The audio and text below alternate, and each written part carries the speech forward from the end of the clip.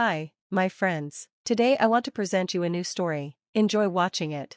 I could still hear the laughter of my family as we piled out of the car. The automatic doors of the airport slid open before us. The scent of coffee and the murmur of hurried travelers filled the air. But I was focused on one thing, the boarding passes my father held in his hand. Our long-planned family vacation was finally happening, or so I thought. James grabbed the luggage, my mother said, already pulling out her phone to take pictures. Make sure you don't lose your passport this time. I rolled my eyes and hoisted my suitcase onto the trolley, ignoring the teasing. My younger brother Daniel was glued to his phone, barely acknowledging me as I maneuvered through the crowd. We reached the check-in counter, and my father handed over the tickets with a grin, his eyes glinting with something I couldn't quite place. The airline employee scanned each one, her fingers flying over the keyboard. Then she frowned, looking up at me. "Sir, I'm not seeing your ticket in our system." I blinked. "What do you mean? My ticket should be with the rest of my family's. We booked together." She double-checked. "I'm sorry, but your ticket was cancelled 2 days ago. There's no seat reserved under your name." I felt a sharp twist in my gut. That must be a mistake. Check again. My mother let out a snicker, and I turned to see her and Daniel grinning at their phones. My father was failing miserably at stifling his laugh. He clapped me on the back. "Get your night going, son." My voice came out hoarse. My phone buzzed, a message from Dad. "The plane's not for you, go on a train holiday, loser." Daniel let out a loud cackle. "Man, you should see your face, classic." I stared at them, the weight of their betrayal sinking in. This wasn't some harmless joke, they had actually cancelled my ticket while I worked overtime for months helping pay for this vacation. They had schemed behind my back. "You're kidding, right?" My voice was barely above a whisper. Mom smirked. "We thought it'd be funny. You always take things too seriously. You cancelled my ticket as a joke?"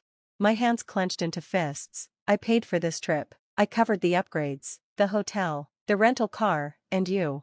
"Oh, don't be so dramatic," Dad interrupted, grabbing his carry-on. "You work all the time anyway. Thought you might enjoy a little staycation." A slow burn of fury built in my chest. "You knew how much I needed this break. I've been paying your bills, Daniel's tuition. You'll survive." Daniel muttered, already turning back to his phone. Relax, relax." I scoffed, shaking my head. "You've got to be kidding me." But they weren't. My family, my own blood, was leaving me behind like discarded luggage, laughing as they headed towards security.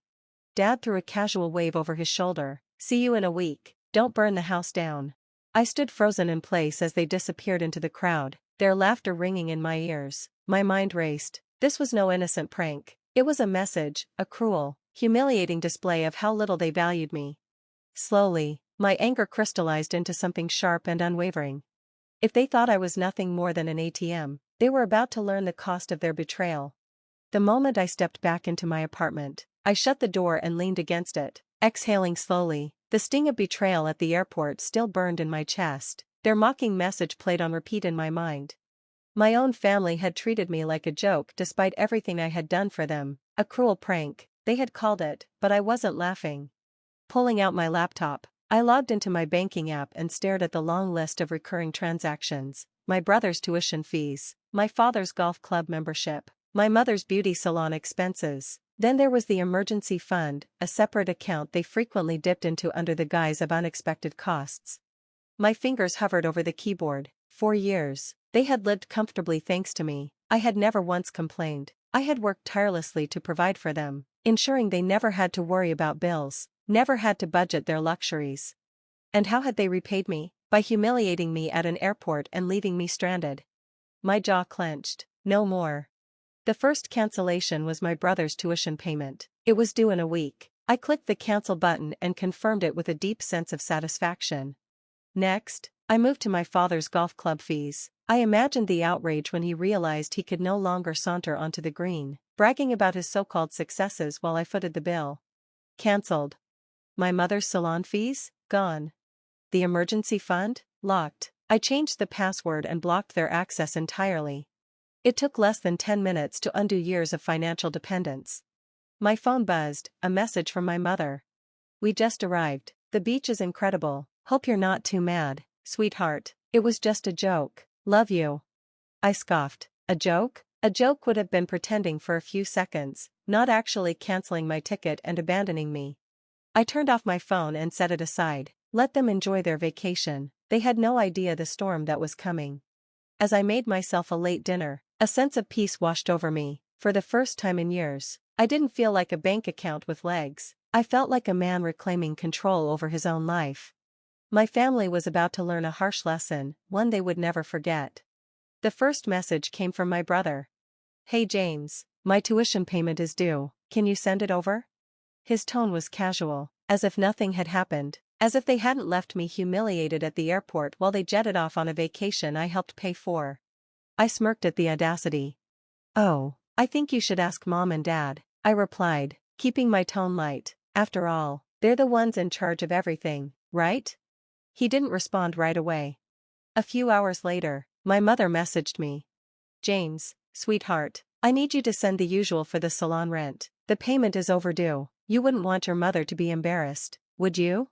I could almost hear the fake sweetness in her voice. They really thought I was just going to resume my role as the family's personal ATM without question. I typed back. "Sorry, Mom, I'm taking a break from paying for things. Maybe try booking an appointment at a cheaper salon, or better yet, ask Dad." Then came the inevitable call from my father. The moment I answered, he was already yelling. "James, what the hell is this nonsense? The golf club fees bounced. I got an email saying the payment was declined. Are you seriously not covering it this month?" I leaned back in my chair, letting out a short laugh. "Oh, you mean your golf club membership, the one you mock me for never using? Yeah, I canceled that. Figured you could afford it yourself, or maybe take a train to a public park instead." There was a pause before he exploded. "Don't be ridiculous, you've always covered it. What kind of son refuses to help his own family?" I felt my jaw tighten. The kind of son whose family thought it was funny to cancel his flight and leave him stranded like a joke. The silence on the other end stretched, then he scoffed. "You're overreacting, it was just a joke. Now stop this nonsense and send the money." "Not happening," I said firmly. "Maybe you should budget better or cut back on those expensive vacations." I hung up before he could reply. For the first time, I felt something close to satisfaction. They had relied on me for years without a second thought, assuming my money would always be there to cushion their lifestyle. But now reality was setting in, and they were beginning to squirm. Over the next few days, their messages became more desperate. My brother tried calling 3 more times, each one more urgent. My mother sent a long-winded text about how family supports each other, conveniently forgetting how they had treated me. My father predictably switched between anger and guilt-tripping, neither of which worked. And then, the final breaking point. I received a message from my mother. "James, we're coming home early, we need to talk." I smiled to myself. Let them come. This time, I was ready. The moment my parents walked through the front door, the air turned heavy. My father tossed his suitcase aside, his face twisted in frustration. My mother followed, her sunglasses still perched on her head, though her vacation glow had faded. They didn't greet me, they didn't need to. Their expressions said everything.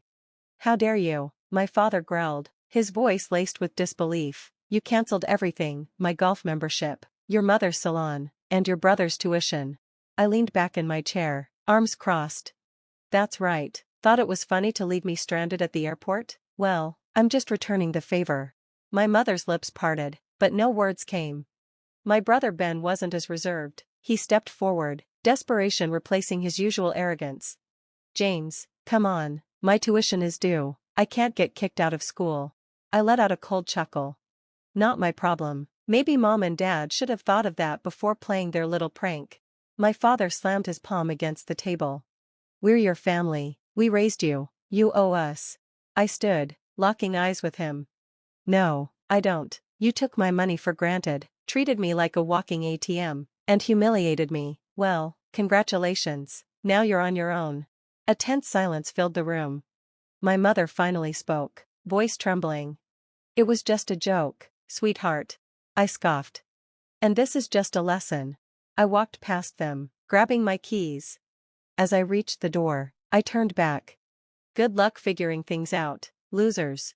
Then I left, leaving them to deal with the consequences of their own betrayal. Days passed, and the silence from my family was deafening. Then, one evening, my phone buzzed nonstop, missed calls, desperate messages. My parents' bank account had hit zero, bills were piling up, and reality had finally sunk in. I ignored the first few, but then a video call came through. I answered, and my mother's face appeared, her usual confidence replaced by tears, stress, exhaustion. "James, please," she whispered, "we need your help. We didn't realize how much we depended on you." My father appeared behind her, his pride visibly crushed. "Look, son," he said, forcing the words out, "we made a mistake, but punishing us like this, it's too much." I leaned back, studying their desperation. "Funny," I said, "you didn't think leaving me stranded was too much, but now that the joke's on you, it's different." Ben's voice came from off-screen.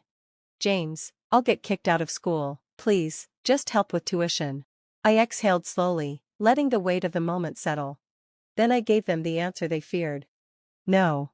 Their faces crumbled, my mother sobbed, my father's head dropped, Ben cursed under his breath. But I felt nothing, not guilt, not regret, just peace.